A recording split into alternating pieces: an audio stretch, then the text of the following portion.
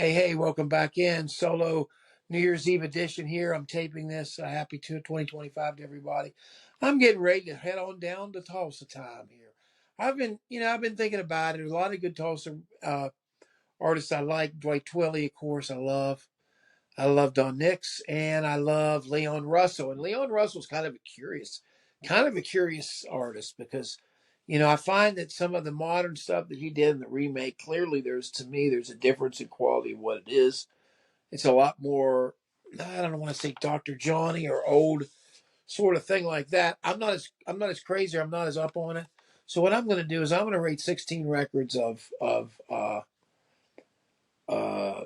Leon Russell, 1968 to about 1991. I think that's when things started to become a little bit too chaotic for me, and I think there was a little bit of a down in quality there. Well, what do I got to say about Leon Russell? I mean, my God, Mad Dog's an Englishman. Everybody knows about that.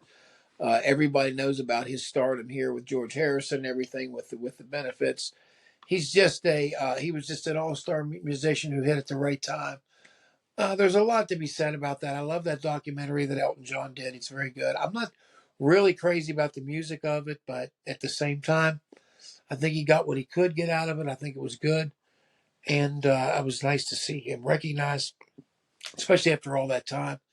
I'm going to count down 16 records here, and I'm going to start off here with a 1984. 1984 record here, and I'm talking about Hank Wilson, Volume 2. That's a big thing of Leon Russell, this Hank Wilson thing that came back. He gets to do all these songs and these deal in this guys. I really, I know it was really popular, and I don't know if it was popular, at least the records that I sold of this to people, most of the people I sold were blue hairs when I was young and substantially older, that they enjoyed hearing these old songs again. So he's kind of pandering a little bit. Maybe he learned a little bit from the Willie Nelson crowd or whatever. But by 1982, it was recorded in 1981.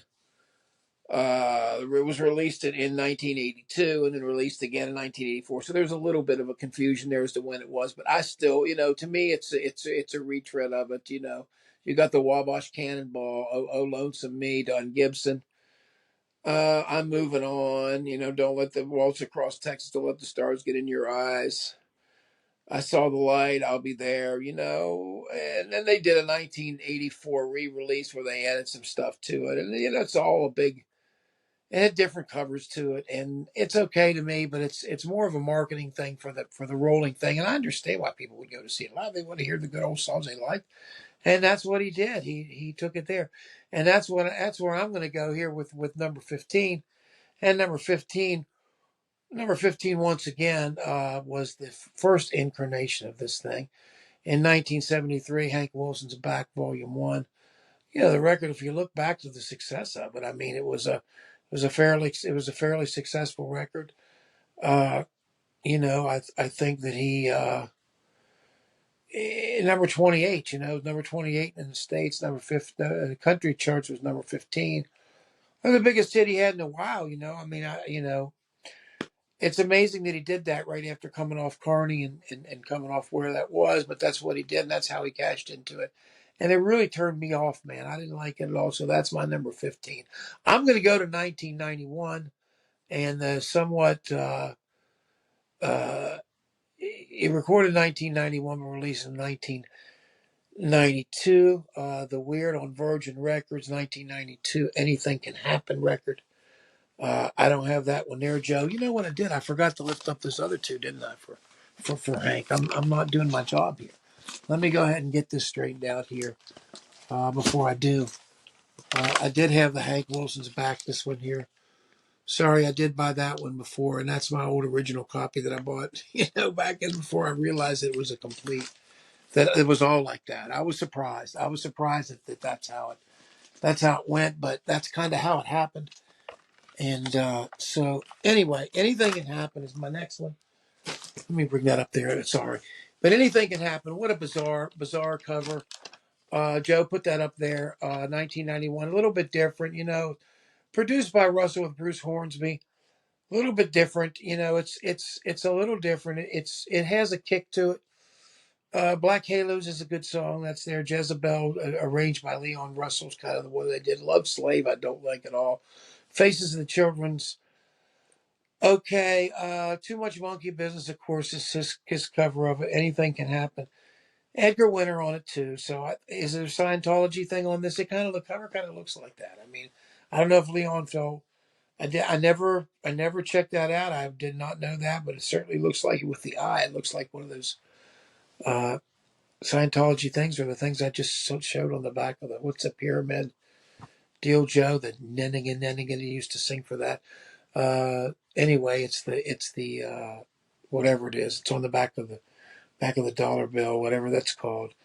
Anyway, it's kind of bizarre. 14, that's it. Then let's go. Let's go the next to 1979, A Life in Love. And this is kind of a woe is me, in a little bit. It's kind of a downer record. I'm not a big fan of this one here. I think it's kind of fallen off 204. It was his new studios, in Burbank.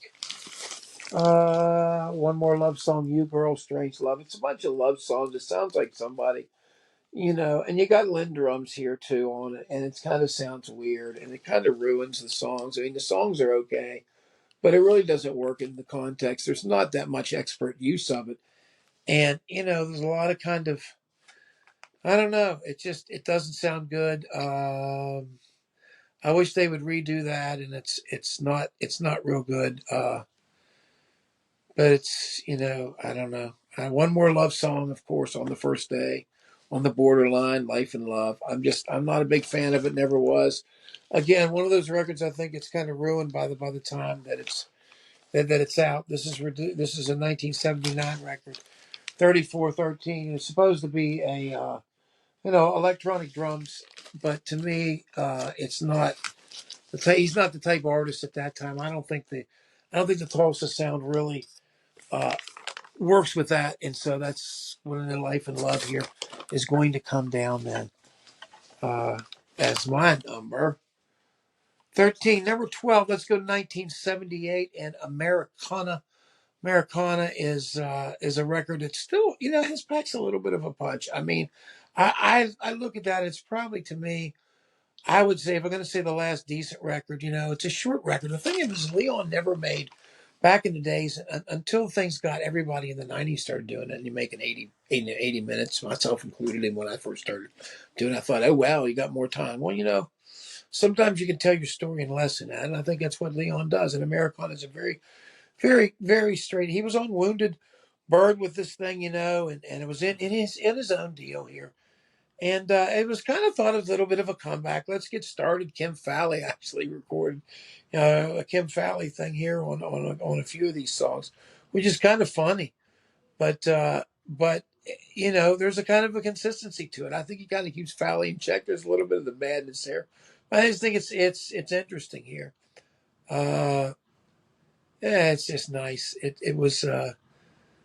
It's just nice. I think it's I think it's one of the records he made when he started to go off. But again, it's funny to see Kim Fowley pop up with that. And that's Americana, and that's from 1978. Let's go next to 1981, and another what I consider to be pretty bizarre, record, especially when you look at the cover of it. I mean, you look at the cover of this. He's painted like a caveman. I mean, he was at that time, 43 minutes, 26 seconds, a little longer there by that time. But it's a 1984 record.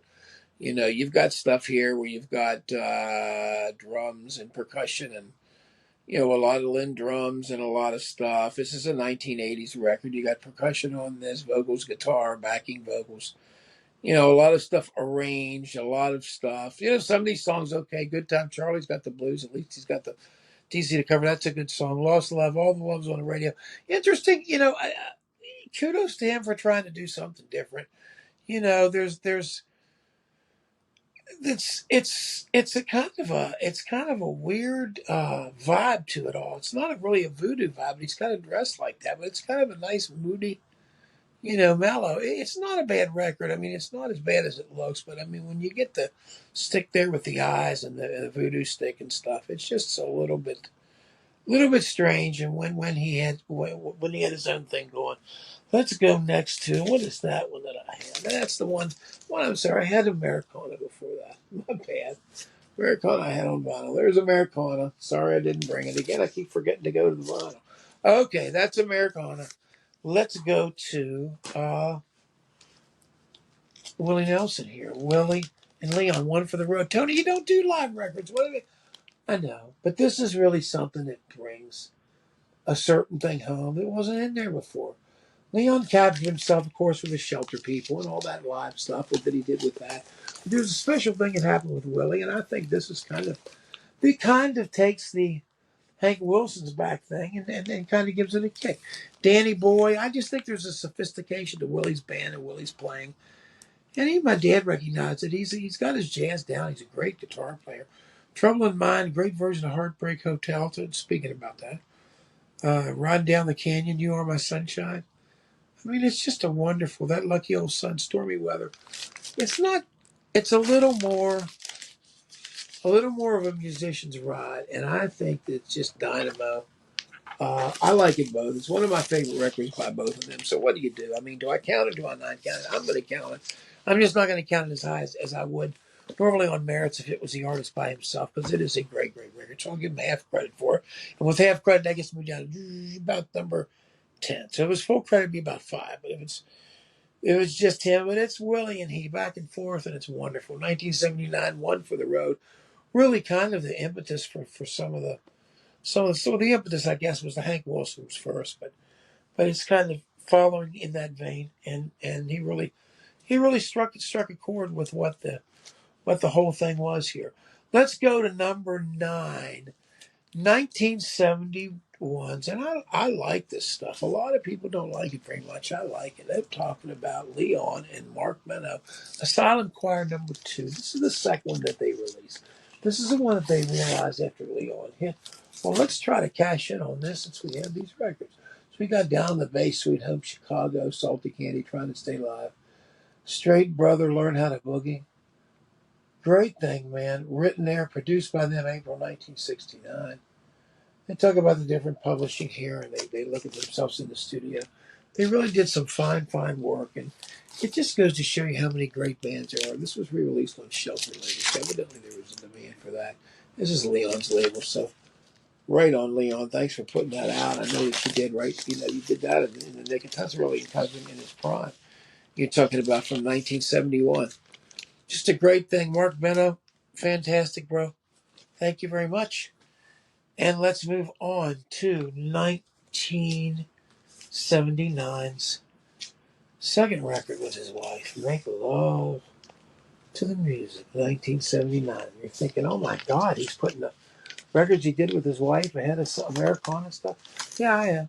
I think these are great records. I think these records, the 2 records that he made with Mary, are just fantastic. And in fact, her record's fantastic too. And he went through a lot of crap at the time, being in an interracial marriage. But everybody around him says he was happy as a lark, man. I mean, he said it was really, Ray McCready and they had a great family. And you look at this love, crazy love is in your eyes, hold on to this feeling. They just really had it. They really had it going on. I love Island of the Sun, too. It's beautiful. Every song, Now Boogie, I like this a lot. Say, make love to the music's a little bit, But I mean, it's beautiful. Carl Himmel playing all the same folks that kind of played it sound like Neil Young's band. Just kicking it around with these guys. And, yeah, Leon and Mary, man. Great, great record. Great. They made some great music together. People don't talk about that. I mean, I guess they don't.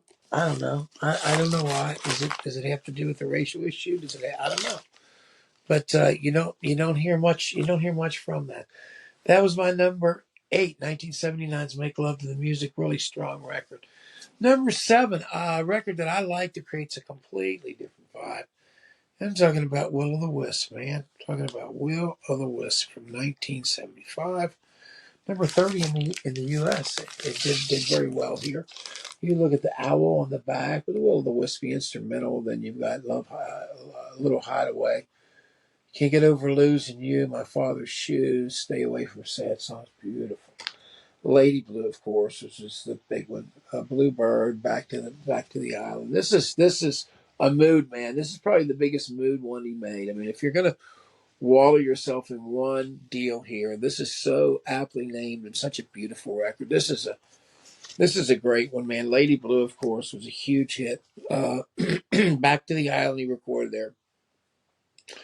Made number 30 on the U.S. Just a great, strong record. Strong playing, nice languid vibe, a little bit of voodoo, just the right amount of voodoo inflection in there. And that's what I like about both these guys. Both he and Dr. John both had that going on. You want to hear it prominent. You want to hear where the voodoo takes over. Listen to Gree Gree, the first Dr. John record. That's a really one that can, that's a one if you're out there on the border, so to speak, that you might want to go look at, because that can take you places.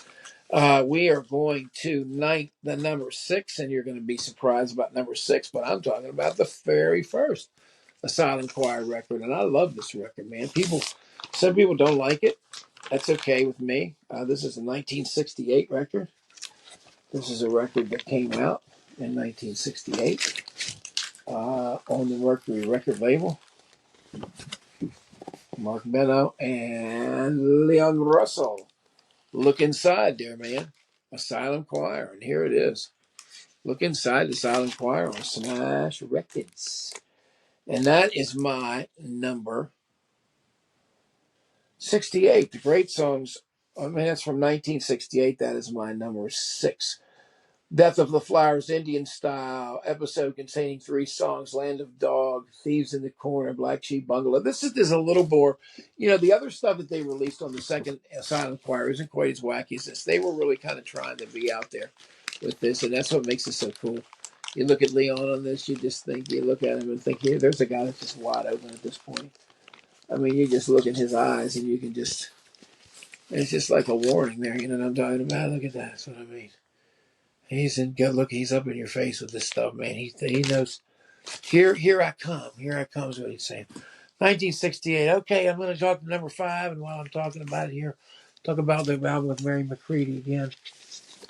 The Exquisite Wedding album. I know that people don't want to see Wedding album, John Lennon's Wedding album, whatever. But Rainbow in Your Eyes, Love's Supposed to Be That Way, Fantasy of Satisfy You. There's just such a deep connection to this and such quiet nights. Wind Song, my God, I love Wind Song. Wind Song, Daylight, Bobby Womack song, Lavender Blue. I mean, this is it, man. She is beautiful, and he's in his prime. And look at him; he looks almost perturbed there on the front cover. He looks blonde, doesn't he? Or does he look gray? Anyway, great record on the Paradise Records. Again, that's his latest record at this time. And I don't know how it did, but I think they're probably disappointed in the sales of it. But I loved it, man. The music that it is, 1976. I didn't buy it contemporaneously. Obviously, I caught up a little bit on it. Probably got him into the 80s hard. Started to really look back there. Okay, let's go from here to the 1974. I consider a minor masterpiece here. Stop All That Jazz. Everybody wondered, what's he gonna do? What's he gonna do? Well, he does If I Were Carpenter, Leaving Whippoorwill, Spanish Harlem. He does a little bit of different stuff. He's kind of doing some of the he's doing Hollis Brown, so he's doing a lot of covers. Mose Allison, he does with this, but the front cover is humorous. The front cover is great if you look at it closely over there to the right. They've got the white people tied up there on it. And he's having a good time, just sitting back there playing. I just love this record. I think it's well done. You've got all this done in a big church studio. You can hear some natural big sound with this thing. Pete Drake's on it, of course, on slide guitar. John LeMay is smash. He's got everybody on this basically recording spacious and recording wild. That's what he's doing. Keltner, he's not doing it all himself as he had done, he'd easily do before. Most of the stuff was done. Streaker's Ball maybe a little bit him, but the rest of the stuff is all kind of live sessions, kind of Spectre-esque type of larger thing. I love this record. This is a beautiful record. If anybody doesn't know about this you'll be surprised at Leon's chops with this, because Leon's really carrying some great. I mean, when you got Jim Keltner and you got that crew there, you've got the A crew. And I certainly love it and love this record. And so, Stop All That Jazz. That is going to be my number 4. We're going down to number 3 here. Number 3, we're having fun. And on number 3, what am I going to do? What am I going to do? Well, I got to do this one, man. Leon with the Shelter People. Number 3. There are only 3 left. This one, of course, is a classic. This was one you see in people's bins and stuff. This is A Stranger in a Strange Land. A Hard Rain's Gonna Fall. Crystal Closet Queen. Sweet Home Oklahoma. Alcatraz. Ballad of Mad Dogs and Englishmen. He does on this. The other Dylan one. She smiles like a river. Sweet Emily. Beware of Darkness. And the great version Beware of Darkness. That's probably one of my favorite Harrison songs. Shelter People. Tulsa Tops, Mushroom Show Swampers, Friends in England. He's got Jim Gordon in on here. He's got Carl Radle, Don Preston here in the Shelton People. He could get guitar and vocals. Joey Cooper, Carl Radle, Jesse Davis, of course. Jesse Ed Davis. The Tulsa Tops. He's talking about Mushroom Show Swampers, David Hood, Roger Hawkins, Ray Beckett, of course. Man, life is good. These people, Friends in England, Jim Price, Jim Gordon. Not really in England. Jim Gordon's from the West Coast. But anyway, this is a great one, man. This is a great one. Shelter People 1971 makes me want to stop and just put this on right now. I love this record. Yes, it's live. I know, but I'm not. You can't rate Leon without like looking at the achievement of some of these things and the impact of some of this. And that's what I'm talking about this record. I mean, it had some compositions, yeah. Do the other ones have a little more composition and stuff? Yeah. And so that's why I'm going to go to the last 2, because the last 2 really have a lot more of the compositions. And I'm talking about, first of all, yes, this was a hard call. These 2 are very close together, but I'm talking about the self-titled here. Roll Away the Stone, Delta Lady, of course. Prince of Peace, I Put a Spell on You. Shoot Out the Plantation, Dixie Lullaby, beautiful. Song for You. This is different, This is kind of a laid back.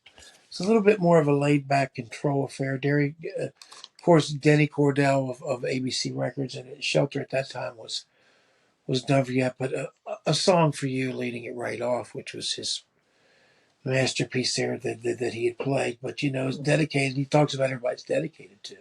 George Harrison, Ringo Starr, Charlie Watts, Bill Wyman, Jim Gordon, Eric Clapton, and these are all the people here. He said it's dedicated to. Rather than say that, I do not have the sheet inside here. I probably would help me, but I'm sure it's star-studded, and I'm sure a lot of these people played.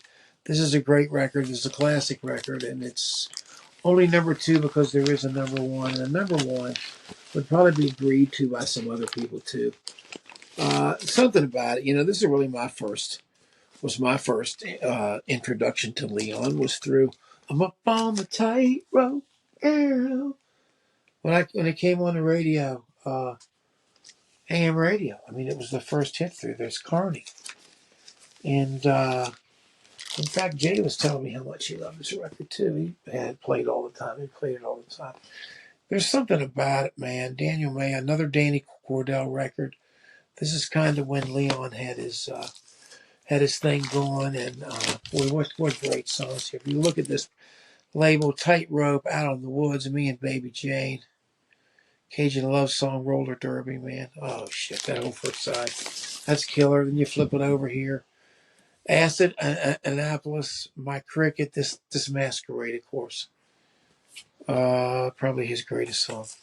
So, and you look at all this stuff in this guy, Song for You, this Masquerade. He was not only a great songwriter, great piano man at the time, certainly influential on every human being who ever played the instrument in a rock thing, whether they knew it or they didn't. He was the guy that first burst out there.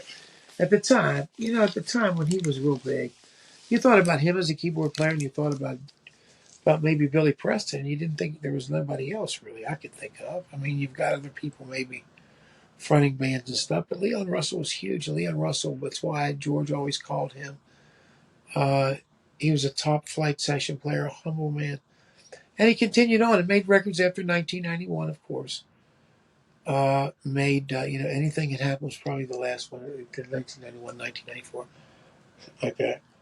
But after that, to me, I kind of lost track with it. And even the stuff with Elton, some of the newer things that he made, I was respectable, and it was nice to see him get back to a position of respect.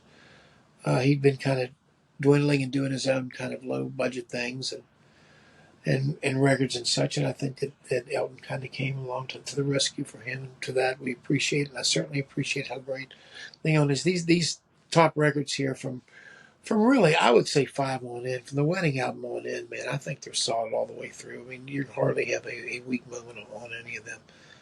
They're strong, in the Tulsa tradition. Got some other Tulsa artists as I'm talking about. I'm going to come in later. But I will come back at you guys again at another time soon. Please help me and hit that smash button. You can do it right now. Just hit it right now. You pick right there. Boom. Hit it like that. Good. Thank you.